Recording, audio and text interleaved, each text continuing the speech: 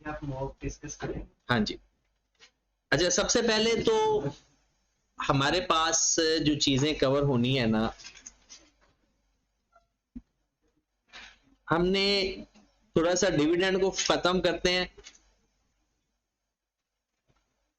Dividend के बारे में हमने एक बात सीखी, कैश डिविडेंड के बारे में।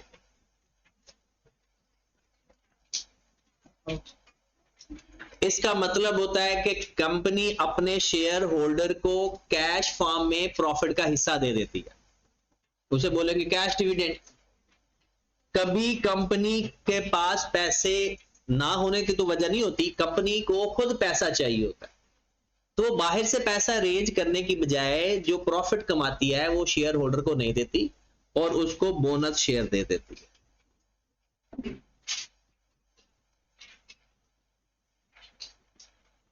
और हुकूमत इसको एप्रिशिएट करती है, क्योंकि अगर वो डिविडेंड दे देगी वो तो कैश चला जाएगा, इन्वेस्टमेंट से निकल जाएगा। अगर कैश री इन्वेस्ट हो जाएगा तो हुकूमत कैसे अप्रिशिएट करती है कि इसके ऊपर ही हमें जरूरत नहीं है, इसके ऊपर 15% टैक्स है और इसके ऊपर 10% टैक्स है ये दोनों एफटीआर के अंदर। लेकिन जो डिविडेंड अगर कैश फॉर्म में दिया जाता है तो उसके ऊपर 15% टैक्स लगता है, और अगर बोनस फॉर्म में दिया जाता है कि कंपनी एक तरह से पैसा इन्वेस्टर का दोबारा इन्वेस्ट हो गया, तो इसलिए उसको प्रमोट करती है। लेकिन ये चीज हमें जरूरत नहीं है। उसके बाद फिर हमने देखा इंटरिम डिविडेंड।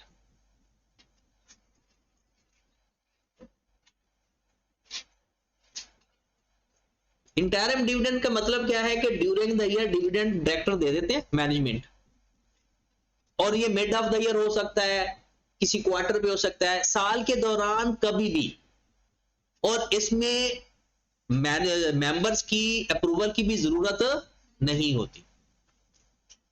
उसके बाद है फाइनल डिविडेंड।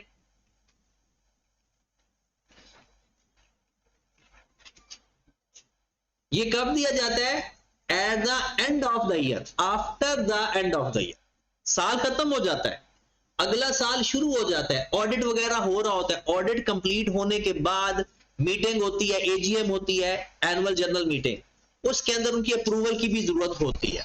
और अप्रूवल के दौरान जो मेंबर्स हैं, मतलब शेयर होल्डर हैं, वो डिविडेंड जो डिक्लेयर किया हुआ है उसको उसकी वैल्यू से कम तो कर सकते हैं, उससे बढ़ा नहीं सकते जी। एंड ऑफ द ईयर वजह तो ना, कंपनी के जब अच्छे हालात हो ना, तो क्योंकि ये ना कंपनी ना क्वार्टरली स्टेटमेंट भी बना रही होती है, अपनी रिक्वायरमेंट है। आपने शायद उसमें पढ़ा भी होगा टैक्स के अंदर कि कंपनी के लिए जरूरी है कि वो हर क्वार्टर के बाद ना, शायद आगे आए, अगर नहीं अभी पढ़ा ना, पढ़ लिया ना, और टैक्स आपका खत्म है, मैंने पहले कह दिया था। तो क्वार्टरली जो स्टेटमेंट है ना वो कंपनी देती रहती है। अच्छा, जरा इधर वापस आओ, बोलना नहीं अभी। वजह ये होती है कि कंपनी के अगर हालात अच्छे हो ना, तो वो कहते हैं क्यों ना शेयर होल्डर को भी थोड़ा सा यानी सरप्राइज दिया जाए। उसके बाद है जी कम्युलेटिव डिविडेंड। कम्युलेटिव और non cumulative dividend.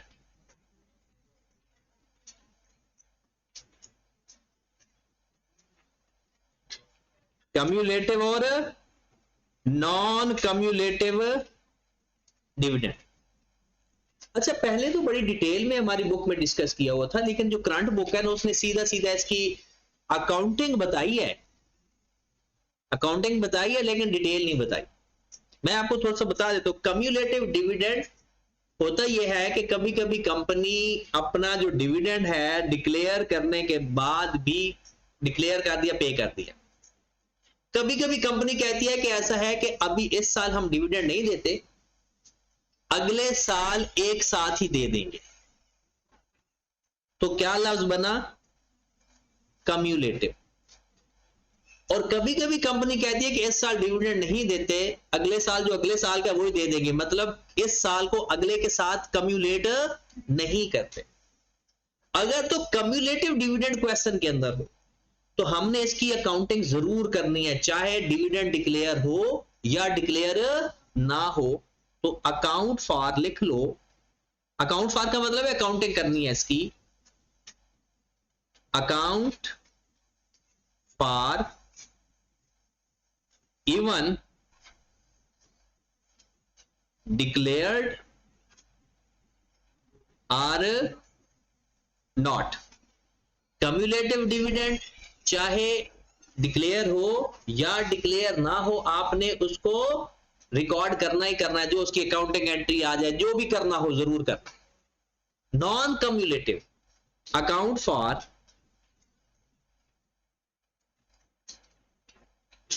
Only, account for only declared.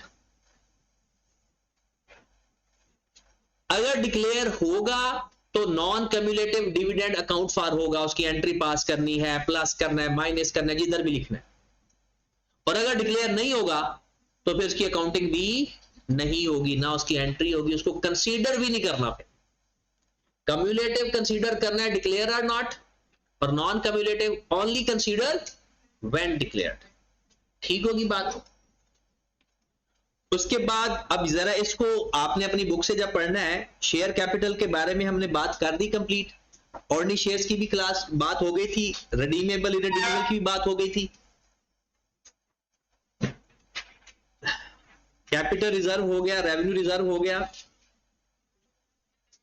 ये आपने डेफिनेशन दो दो लाइनों की जरूर पढ़नी है, डिविडेंड याद नहीं करनी, सिर्फ पढ़नी है। शेयर कैपिटल, ऑर्डिनरी शेयर्स क्या होते हैं, प्रेफरेंस शेयर्स क्या होते हैं।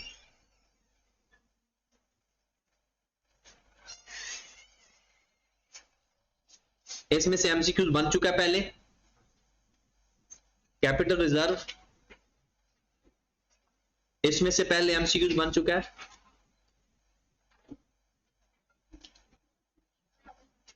सरप्लस, रेवेन्यू रिजर्व में रिटेन अर्निंग, ये लाइन एमसीक्यूज में आ चुकी है। एज इट इज ये पूरी लाइन आ चुकी है। जर्नल रिजर्व और डिविडेंड इक्वलाइजेशन रिजर्व, ये थ्योरी वाला काम हमारा कंप्लीट हो गया। आगे स्टार्ट हो रहा है जर्नल एंट्रीज वाला काम। हमने जर्नल एंट्रीज की कौन कौन सा पढ़ लिया। जर्नल एंट्रीज में हमने ऑर्डिनरी शेयर्स की जर्नल एंट्रीज पढ़ ली,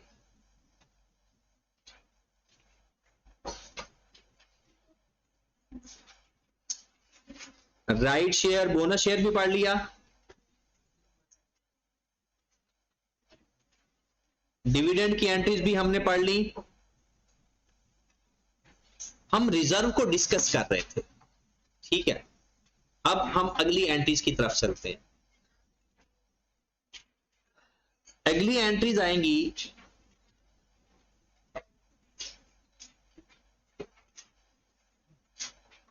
नेट प्रॉफिट की एंट्री देख लेते हैं।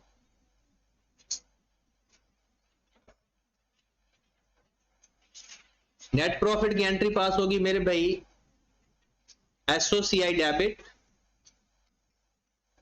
या profit for the year debit,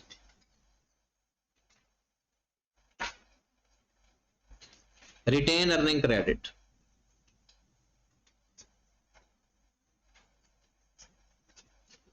इसका मतलब है प्रॉफिट कहां जाकर ऐड हो जाएगा, रिटेन अर्निंग के अंदर। फिर ट्रांसफर टू जर्नल रिजर्व की entry, transfer to journal reserve की एंट्री। ये कासिम, ये चलाना चार्जिंग वाला, बस चार्जिंग वाला लाना।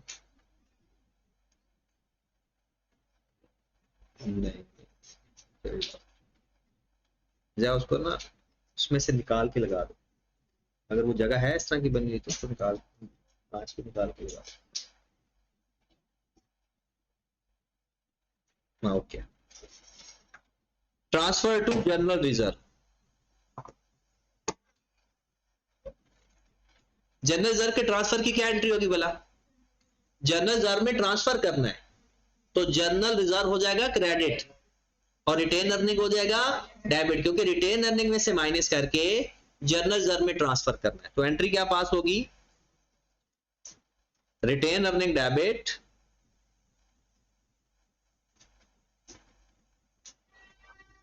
Journal reserve credit, retained earning debit, journal reserve credit. उसके बाद रिवैल्यूएशन सरप्लस पे आ जाएं।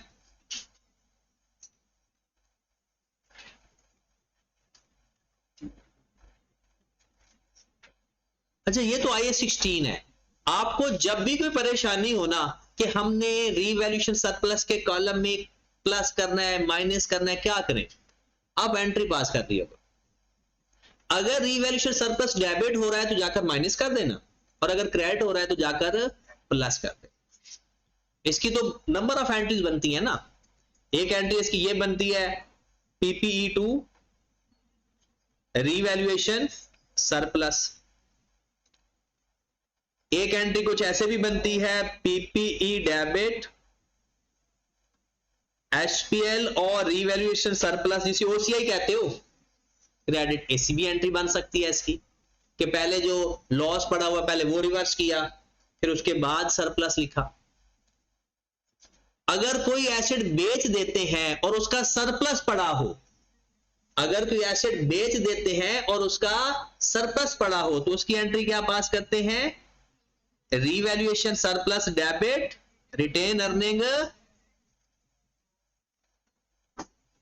इंक्रीमेंटल डेप्रिसिएशन अगर क्वेश्चन के अंदर आ जाए तो उसकी क्या एंट्री पास करते हैं? Incremental revaluation surplus debit, retained earning credit. मतलब सरप्लस के रिलेटेड कोई बात आ जाए। और इंटरेस्टिंग बात भला क्या है, मैं बार बार आपको IAS 16 क्यों कहता हूं, अगर आपको SOCI के अंदर प्रॉब्लम आएगा ना तो वो भी रीवैल्यूएशन की वजह से ही आएगा, उसमें ही आपको प्रॉब्लम आ सकती है, वरना बाकी बिल्कुल स्ट्रेट फॉरवर्ड चीजें होती है। ओके होगी बात? इंक्रीमेंटल डेप्रिसिएशन ये वाली ना, ये तो मैंने कहा ये भी एंट्री हो सकती है। मतलब अगर पहले लॉस पड़ा हुआ है और अब सरप्लस आया तो पहले लॉस खत्म होगा, फिर सरप्लस की एंट्री पास होगी। तो ये तो ऐसे एक जर्नल एंट्री पास की है। हाँ जी, फॉर्मेट दोबारा लिखने की जरूरत तो नहीं है, फॉर्मेट याद किया है सबने,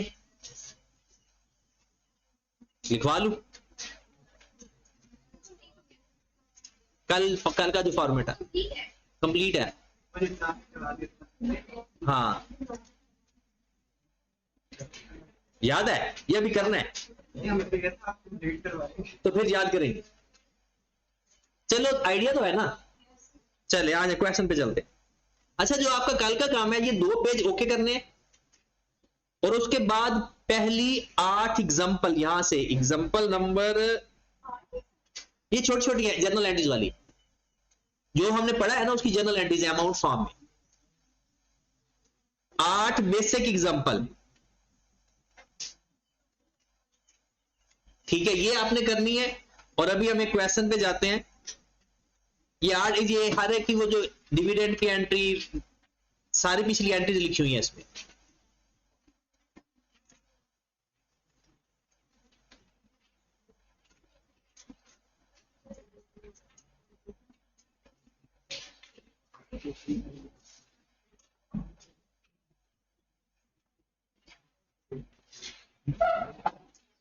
चलिए छोटे से सवाल से शुरू करते हैं, फिर आहिस्ते आहिस्ते बड़े सवाल करते जाएंगे। एग्जांपल नंबर 9, 8 एग्जांपल आपने करनी है। एग्जांपल नंबर 9, 10 मैं करवाता हूं और 11वीं भी फिर आपने करनी। The equity of SMS limited, सवाल देखिए। The equity of SMS limited as on December 31, December 2019। मैं अगला भी सवाल करवाऊंगा। Total equity at the beginning है तो इसका मतलब है opening balance. Share capital 3000 million, share premium 1900 million, retained earning 4500, profit for the year 400। बताओ प्रॉफिट किस कॉलम में जाकर ऐड होगा? रिटेन अर्निंग के कॉलम में ऐड होगा। Cash dividend declared and paid किस कॉलम में जाएगा? Cash dividend. रिटेन अर्निंग में से माइनस हो जाएगा। कोई परेशानी हो तो एंट्री सोच लेना। Retained earning debit, cash credit, तो कैश का कॉलम है नहीं तो रिटेन अर्निंग डेबिट कर देना। Total equity at the end of the year 9500। कहता था company also made bonus issue 2 shares for 1 already held, मतलब हर एक शेयर के बदले 2 बोनस शेयर इशू किए हैं ड्यूरिंग द ईयर। इस साल बोनस शेयर भी इशू किए। बताओ ये डिविडेंड है या अदर देन डिविडेंड है? बोनस इशू, डिविडेंड होगा तो हमेशा बताया होगा, अगर साइलेंट होगा तो वो अदर देन डिविडेंड होगा। ठीक होगी बात? तो हमने सबसे पहले नाम लिखना है, फिर हमने लिखना है statement of changes in equity,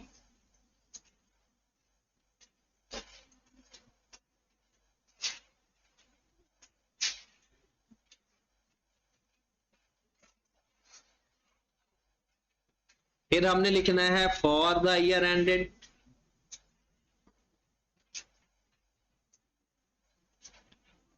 date कौन सी है भाई? दिसंबर 2019।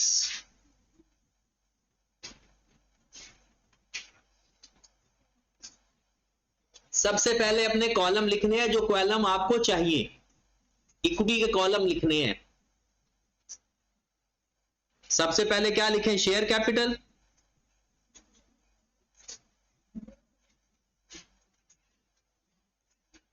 शेयर प्रीमियम,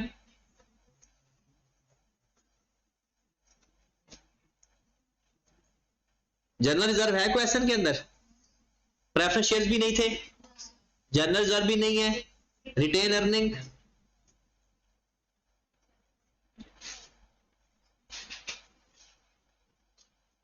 सरप्लस भी नहीं है,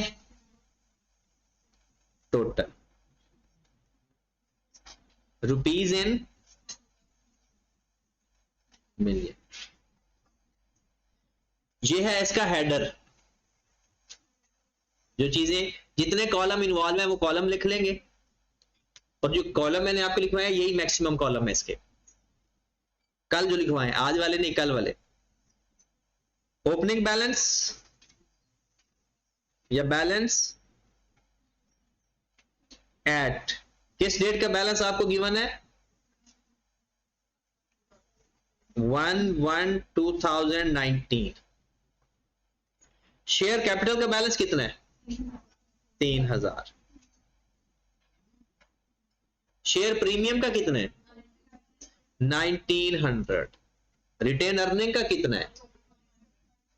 4500 और टोटल 94। फिर उसके बाद हमने लिखनी होती है ड्यूरिंग द ईयर ट्रांजैक्शन। सबसे पहले शेयर्स और डिविडेंड को लिखा करो। सबसे पहले शेयर्स और डिविडेंड को लिखा करो।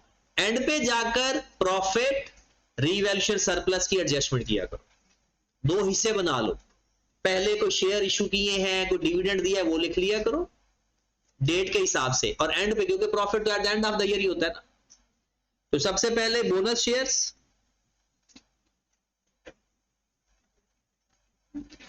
और डेट का भी ख्याल रखेंगे, डेट नहीं बताई हुई। हाँ जी, कितने आपने शेयर दिए होंगे? हर 2 शेयर दिए हैं एक के बदले। कहते हैं ना, made a bonus issue of 2 shares for 1 already held. 3000 पहले हैं तो कितने हो जाएंगे? 6000। और इसकी एंट्री क्या पास होगी? बोनस शेयर्स की एंट्री क्या पास होगी?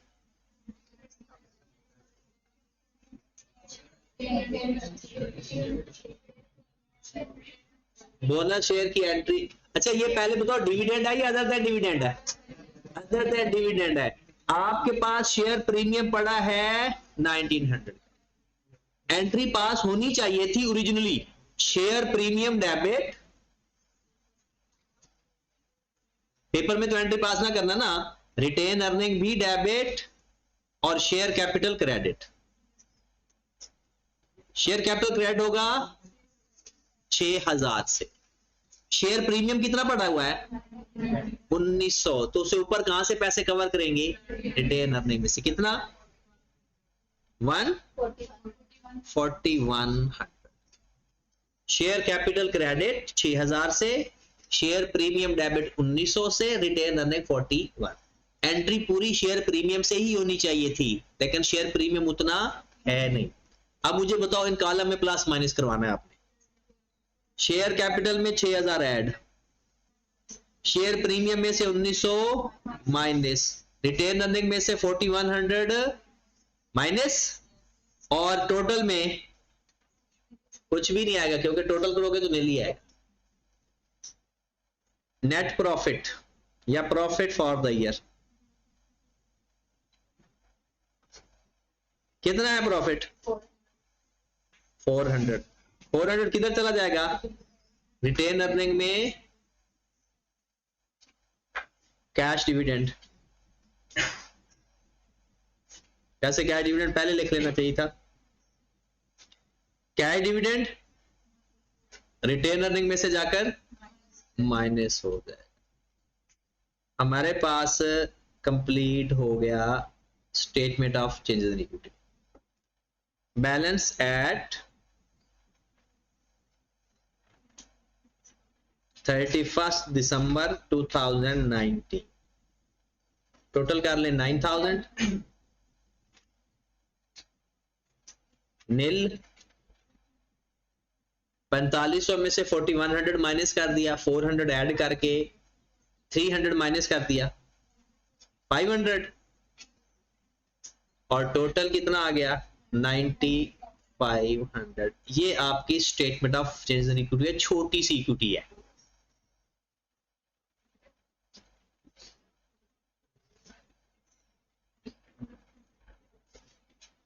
अच्छा, इस तरह का सवाल भी पेपर में आ सकता है, बट एमसीक्यूज में 2-2.5 नंबर का।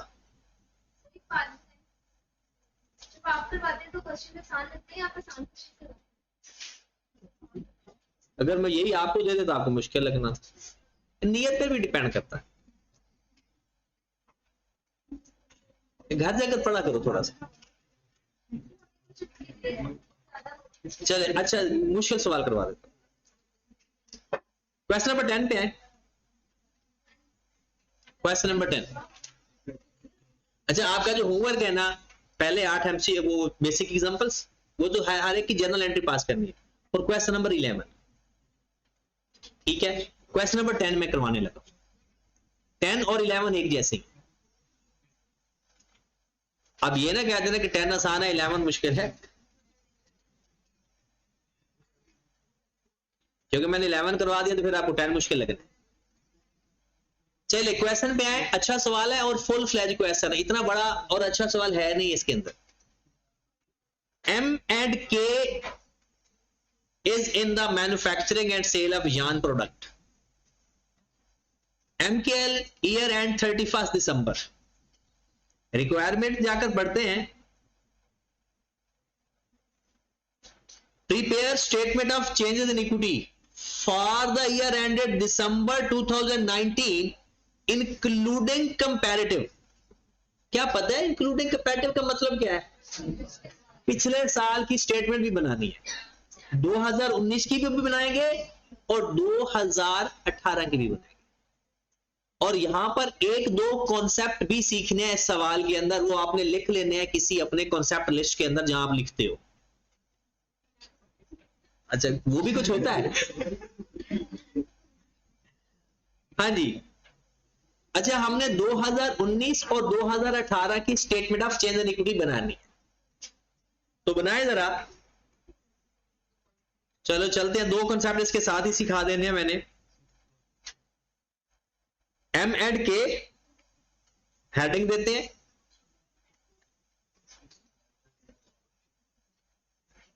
Statement of changes in equity,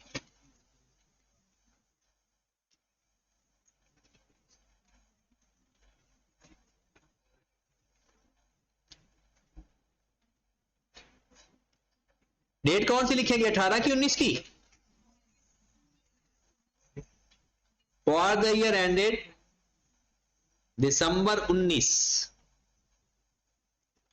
अलग अलग नहीं बनाते होते, उसको क्लोज करके अगली वहां से स्टार्ट कर देंगे।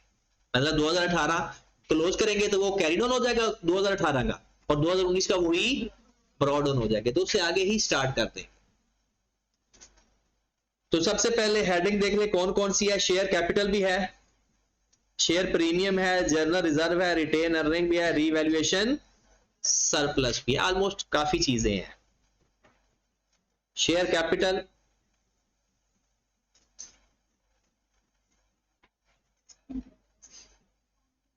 शेयर प्रीमियम,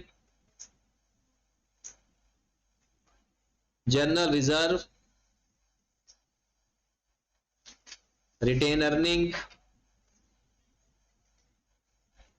और रीवैल्यूएशन सरप्लस,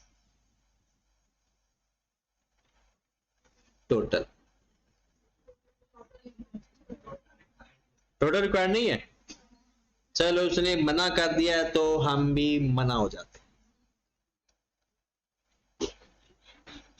रुपीज इन 1000 में है तो हम भी रुपीज इन 1000 ही लिखे।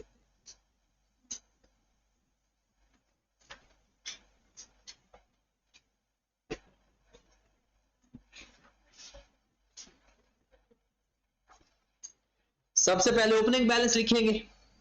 ओपनिंग बैलेंस या लिखोगे बैलेंस एट 1/1/2018, क्योंकि हमने पिछले साल के स्टार्ट से इस्तेमाल करना है, क्योंकि कंपैरेटिव बनाना है। तो 2018 का भी पूरा काम करेंगे, फिर 2019 का भी पूरा काम करेंगे।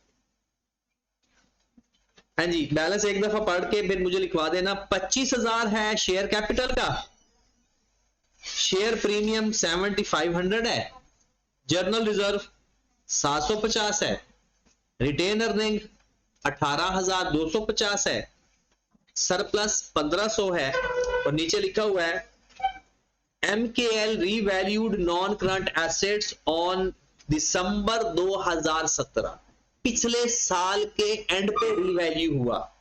Resulting surplus is 1.5 million, remaining useful life is 10 years and MKL has a straight line method of अच्छा एक बात तो बताएं, अगर पिछले साल ईयर एंड के ऊपर पहली दफा रिवैल्यूएशन हुई है तो उस साल इंक्रीमेंटल डेप्रिसिएशन आएगी या नहीं आएगी? साल के एंड पे रिवैल्यूएशन हुई, पहली दफा सरप्लस आया, क्या उस साल इंक्रीमेंटल डेप्रिसिएशन आएगी या नहीं आएगी? नहीं आएगी, क्योंकि डेप्रिसिएशन पहले हो चुकी है और इंक्रीमेंटल डेप्रिसिएशन आती है डेप्रिसिएशन करते वक्त। तो ये दिसंबर 2017 में रीवैल्यू हुआ। कितना रीवैल्यूएशन हुई? 1.5 मिलियन, मतलब 1500,000, और ये पड़ा हुआ ऊपर नजर भी आ रहा है 1118 को। दिसंबर 17 और 1118 एक ही बात हुई ना। उसके बाद वो कहता है the board of the director MKL has implemented the policy 5% annual profit to journal reserve each year. हर साल 5% आपने अपने प्रॉफिट का जर्नल रिजर्व में भी ट्रांसफर कर। सबसे पहले तो अपने बैलेंस लिखो ना, सोना नहीं है, बस थोड़ी देर है, 10 मिनट 15 मिनट के अंदर सवाल खत्म हो जाएगा। अपने आप को समझाएंगे, 10 मिनट बाद सड़क पे जाते जाते सो लेना अपनी जिम्मेदारी पे। 25,000 बैलेंस लिखवाइएगा जरा मुझे। Share premium, general reserve 750, retained earning 1850, 18,250 और सरप्लस 1500। अब ट्रांजैक्शन पढ़ते जाएंगे और लिखते जाएंगे इसके अंदर। ये हमने ओपनिंग बैलेंस लिख लिए। यहां से वो कह रहा है following events have been taken into place 2018 और 2019। पहले 2018 पूरा करते हैं, फिर 19 पे चलते हैं। मार्च 2018 MKL issue right shares 1 right share against 5 ordinary shares. कितने शेयर इशू कर रहा है? हर 5 के बदले 1 शेयर, ₹4.20 पर शेयर। एक शेयर आपका कितने का है? फेस वैल्यू कितनी है? पहले चेक करें जरा जाकर, 10 रुपए। और वो राइट शेयर किस पे इशू कर रहा है? 20 रुपए का। तो 10 रुपए शेयर कैपिटल में जाएंगे और 10 रुपए शेयर प्रीमियम में जाएंगे। अब जरा ध्यान से, क्योंकि यही टेक्निक तो आज ही है सारी, खत्म हो गई ये चैप्टर हमारा।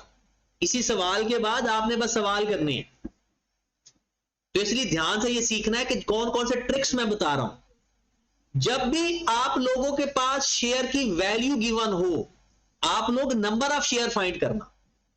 क्या फाइंड करना? Number of share. आपके पास 25,000 अमाउंट है या नंबर ऑफ शेयर्स है? ये तो अमाउंट है, ऊपर लिखे हुए रुपीस। और एक शेयर कितने का है? अगर मैं 25,000 को 10 पे डिवाइड कर दूं तो नंबर ऑफ शेयर आ जाएंगे।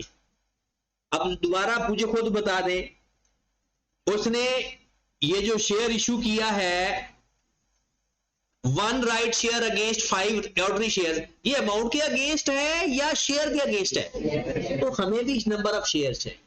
तो यहां साथ साथ वर्किंग करते जाते हैं, आप भी कर लो। राइट शेयर कैसे फाइंड करेंगे? ऑर्डिनरी शेयर्स कितने हैं? 25,000 डिवाइडेड बाय 10, 2500। और किस रेशियो पे इशू हो रहे हैं राइट शेयर? 1/5। और जितने राइट शेयर इशू होंगे वो मल्टीप्लाई होता है, और जिस पे बेस हो वो डिवाइड होता है। 1 for 5 का मतलब है multiplied bye given over given multiplied by required. Ordinary shares के ऊपर ऑर्डिनरी शेयर डिवाइड कर दो और राइट शेयर मल्टीप्लाई कर दो। तो कितने राइट शेयर इशू हुए? ये अमाउंट है, ये शेयर्स हैं। 500 राइट शेयर्स हैं एट द रेट ऑफ 20। तो 10 से मल्टीप्लाई करके शेयर कैपिटल और 10 से मल्टीप्लाई करके शेयर प्रीमियम, और एंट्री क्या पास होगी? बैंक डेबिट टोटल अमाउंट से, और शेयर कैपिटल भी क्रेडिट और शेयर प्रीमियम भी क्रेडिट। तो इसको मल्टीप्लाई कर देंगे एक दफा भी 10 से और दोबारा भी 5,000 शेयर कैपिटल और 5,000। अगर हमसे जनरल एंट्री पूछ ले गलती से तो बैंक डेबिट 10,000 से, बैंक डेबिट 10,000 से, शेयर कैपिटल क्रेडिट 5,000 से, शेयर प्रीमियम क्रेडिट 5,000 से। और अगर इस स्टेट में यानी फॉर्मेट में लिखना हो तो क्या कैसे लिखेंगे? शेयर कैपिटल में भी ऐड और शेयर प्रीमियम। अच्छा, समझ आना या ना आना वो तो कुदरती बात है ना। मुझे इतने गुस्से से देखो मत, ठीक है? नींद आपको आ रही है ये आपका मसला है। मैंने तो कल भी कह दिया था कि नींद पूरी करके आना, ठीक है? अगर खाना नहीं खाया तो खाना भी खाकर आया करो, नाश्ता करके आया करो। ऐसा गुस्सा करने की जरूरत नहीं है। हाँ जी, राइट शेयर्स।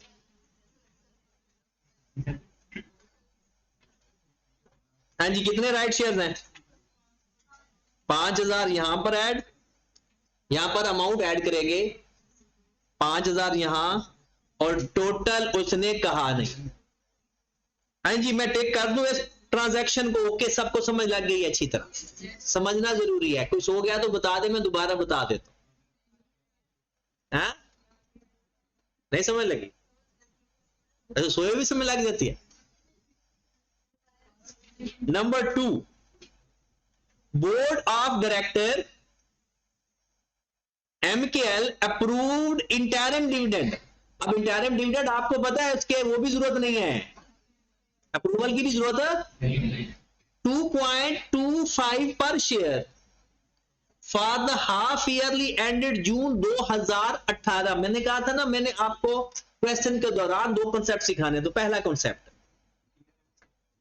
याद रखें, जो इंटरिम डिविडेंड होता है ना, वो जिस साल का होगा उसी साल रिकॉर्ड होता है। जिस साल का होगा उसी साल रिकॉर्ड होता है, और फाइनल डिविडेंड जिस साल का होता है अगले साल रिकॉर्ड होता है, क्योंकि वो ईयर एंड के बाद आता है। वो कहेगा ना 2017 का डिविडेंड 2018 में दे रहे हैं, तो रिकॉर्ड किस में होगा? 2018 में। फाइनल या एनुअल डिविडेंड जिस साल का एक्चुअल में होगा उससे अगले साल रिकॉर्ड होगा, और इंटरिम डिविडेंड जिस साल का है उसी साल रिकॉर्ड होगा। तो आ जाए जनाब, वो कहता है जी बोर्ड ऑफ डायरेक्टर कहता है 2.25 एक शेयर के बदले दे दो शेयर होल्डर को पैसे। ये पर शेयर है, अगर पर शेयर है तो हमें भी नंबर ऑफ शेयर चाहिए। अब नंबर ऑफ शेयर मुझे बताओ 2500 है या 5000 ऐड करके अप टू डेट मैंने लफ्ज लिखवाया था, अपडेटेड नंबर ऑफ शेयर्स। तो आपने थोड़ा साइड पे जाना है, इसको 25,000 जमा 5,000 कितना हो गया? 30,000 नंबर है या अमाउंट है? 30,000 नंबर ऑफ शेयर्स है या अमाउंट है? अमाउंट है। इसको 10 पे कर दो डिवाइड, फेस वैल्यू पे नंबर ऑफ शेयर कितने आ गए? एक शेयर के बदले क्या दे रहे हो? 2.25 मल्टीप्लाइड बाय 2.25 कितना? 67। अब मुझे बताओ बोनस है या कैश है? Dividend, interim dividend. अगर डिविडेंड के बारे में कुछ ना बताया हो तो हमेशा कैश डिविडेंड होगा। डिविडेंड के बारे में कुछ ना बताया हो तो हमेशा कैश डिविडेंड होगा। तो कैश डिविडेंड की entry retained earning debit cash credit, cash का तो कॉलम नहीं है और रिटेन अर्निंग को आप डेबिट कर रहे हो। इंटरिम डिविडेंड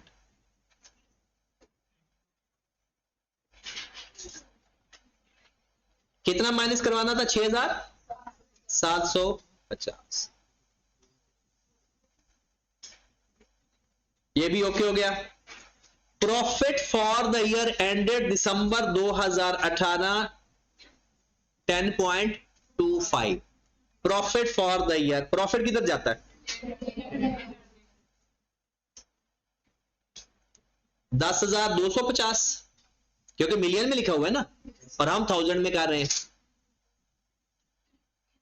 अच्छा अगला जरा ये ध्यान से मुझे बताना है, द बोर्ड ऑफ डायरेक्टर क्या हुआ? अभी वो भी करना है, सारा करना। Recommend final dividend for 2018। Director ने रिकमेंड किया फाइनल डिविडेंड 2018 का 4.25 per share on 15 Feb 2019 duly approved by the shareholder March 2019। दोबारा सुने, डायरेक्टर ने 2018 का जो डिविडेंड है वो अप्रूव कर दिया 15 फरवरी को, सॉरी डिक्लेयर कर दिया, और मेंबर ने अप्रूव कर दिया मार्च 2019 में। ये डिविडेंड है 2018 का, रिकॉर्ड कहां पर होगा? 2019 में। एनुअल डिविडेंड जिस साल का होगा उस साल रिकॉर्ड नहीं होगा, बल्कि जिस साल अप्रूव होगा उस साल रिकॉर्ड हो। तो ये 2018 में रिकॉर्ड है, और हम क्या कौन सा बना रहे हैं? 2018। तो ये 2019 में जाकर रिकॉर्ड हो, और डेट भी किसको रिकॉर्ड होगा? 21 मार्च को। किसको रिकॉर्ड होगा? जब शेयर होल्डर अप्रूव करते। हाँ, अगर अप्रूवल की डेट नहीं है तो डिक्लेयर वाली डेट ले ले। अब हम बाकी चीजें अपनी फॉर्मेलिटीज 2018 की पूरी कर लें। 2018 खत्म हो गया हमारा। जनरल रिजर्व को ट्रांसफर भी करना है। उसने कहा हर साल प्रॉफिट का 5% जनरल रिजर्व को ट्रांसफर करना है, तो ट्रांसफर टू जनरल रिजर्व।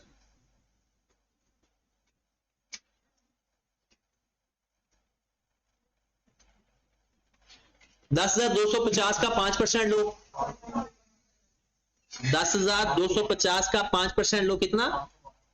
512। यहां से माइनस कर दो, और यहां पर 512 सॉरी इसमें ऐड करना है।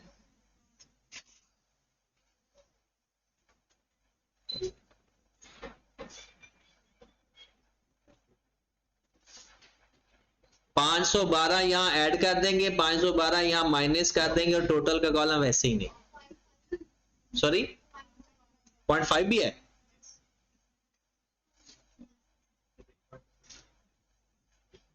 .5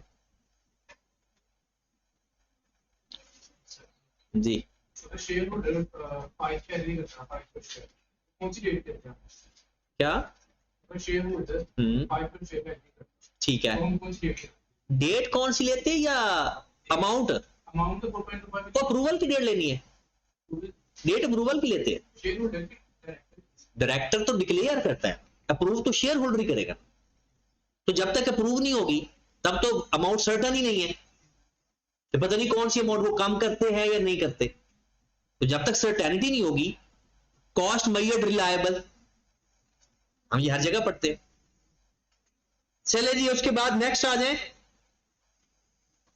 अच्छा एक चीज और है अच्छा पेपर में जो गलती के चांसेस होते हैं ना वो सुन ले सबसे बड़ा चांस ये है कि क्वेश्चन के अंदर जो ट्रांजैक्शन गिवन होती है ना उसकी गलती नहीं होती ट्रांजैक्शन वो होती जो ऊपर वाले पैराग्राफ में इंफॉर्मेशन दे दे या एंड पे दे दे जैसे उसने स्टार्ट में कहा था कि आपका 1500 सरप्लस पड़ा है रिमेनिंग लाइफ 10 साल है ये हम पेपर में भूल जाएंगे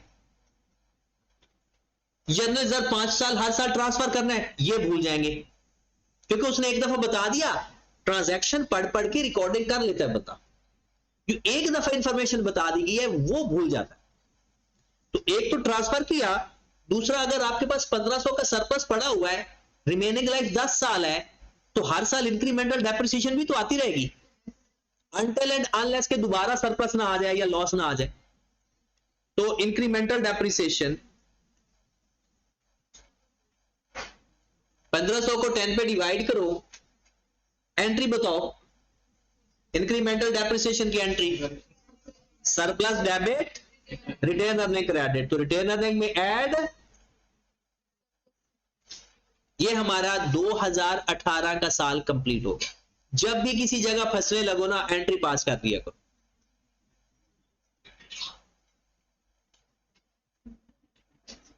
हाँ जी बैलेंस निकालो बैलेंस एट दिसंबर 18 30,000 ये बैलेंस मुझे कैलकुलेट करके दिखाओ 12,500 126 2.5 2138 7.5 और 135 ये हमारा एक साल कंप्लीट हो गया अब बिल्कुल अगला साल स्टार्ट होगा पॉइंट नंबर 4 से शुरू करेंगे जो 2018 का डिविडेंड था उसने अप्रूव कब किया मार्च 2019 में तो 2018 का फाइनल डिविडेंड रिकॉर्ड कब होगा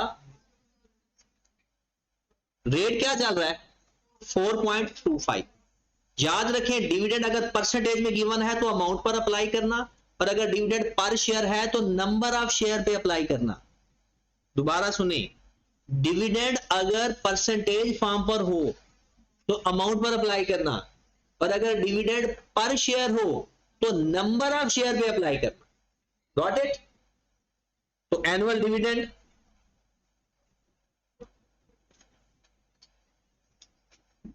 क्योंकि ये तो हो चुका है ना पहले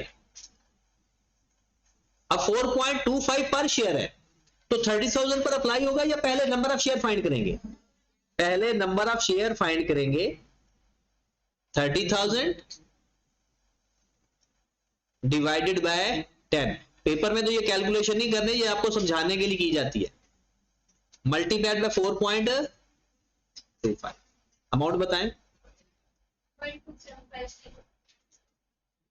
एंट्री भी बताएं एंट्री क्या होगी डिविडेंड की retained earning debit cash credit तो रिटेन अर्निंग जाकर डेबिट कर दें 12,750 और कैश का कॉलम आपके पास है ही नहीं point number 5 The board of directors approve bonus shares 20% of the outstanding on 30th June which was duly credited in the shareholder account in August 2019 फिर वही बात क्वेश्चन पढ़ के बताया ये जो बोनस शेयर्स हैं जिंदगी में जब भी बोनस शेयर्स की बात आ जाए तो आपने दो बातें जरूर देखनी है, क्या ये बोनस शेयर्स डिविडेंड है या अदर देन डिविडेंड है, और अगर साइलेंट होगा तो अदर देन डिविडेंड होगा। जब भी बोनस शेयर का जिक्र आए दो बातें सोचनी है, क्या ये कैश डिविडेंड है या ये अदर देन कैश डिविडेंड है। साइलेंट होगा तो अदर देन कैश डिविडेंड होगा। अब पढ़ें जरा, 20% बोनस शेयर इशू किया, the board of director approved bonus shares of 20% of outstanding shares on 30th June 2019 which was duly credited in the shareholder account in August 2000। हाँ, आई cap कभी कभी ऐसा कर लेता है कि assumption भी ले लेता है कि अगर साइलेंट केस हो तो वो उसको डिविडेंड भी बना देता है, और कभी वो अदर देन डिविडेंड। तो फिर आपको एक नीचे नोट लिखना पड़ेगा कि we assumed this shares treated as this। Bonus share treat किया तो बोनस शेयर लिखना है, और अगर डिविडेंड ट्रीट किया है तो उसको डिविडेंड लिखना है। चले बताएं, 20% है, परसेंटेज में है तो अमाउंट पर अप्लाई कर दो। 30,000 का 20% लो, बोनस शेयर्स। एंट्री कौन बताएगा? जान मोहम्मद, एंट्री का प्लान है बताने का? Other than dividend bonus share की एंट्री क्या होती है?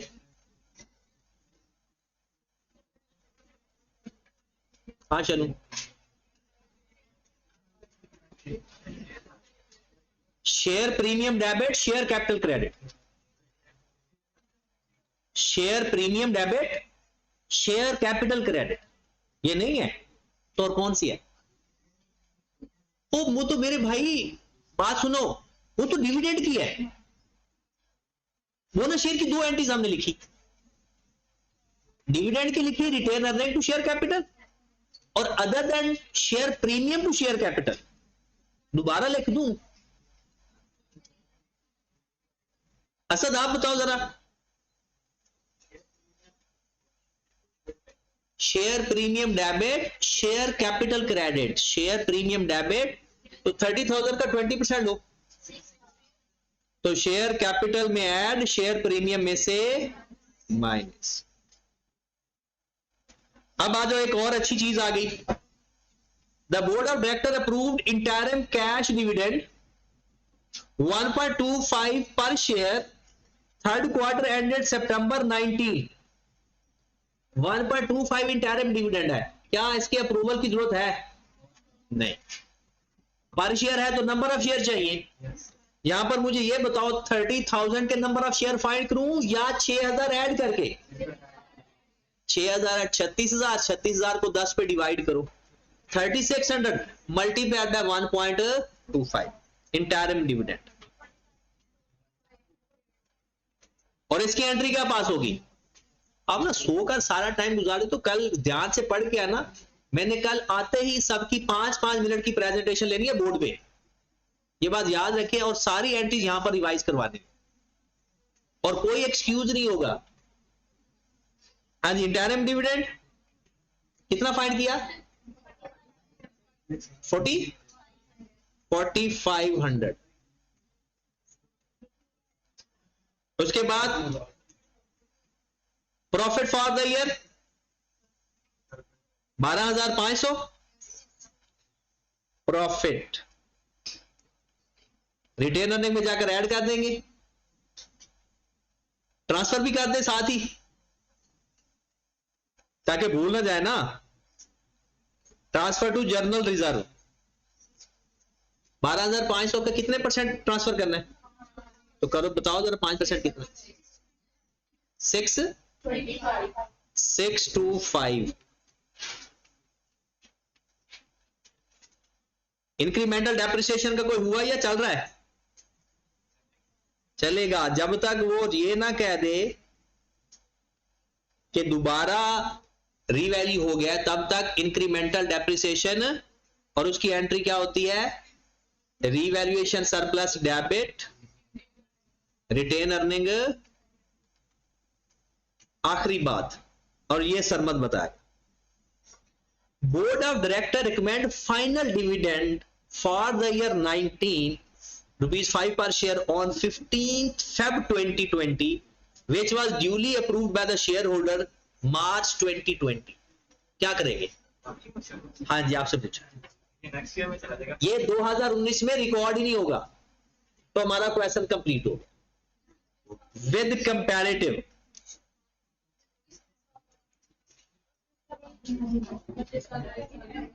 कुछ चीज रह गई है?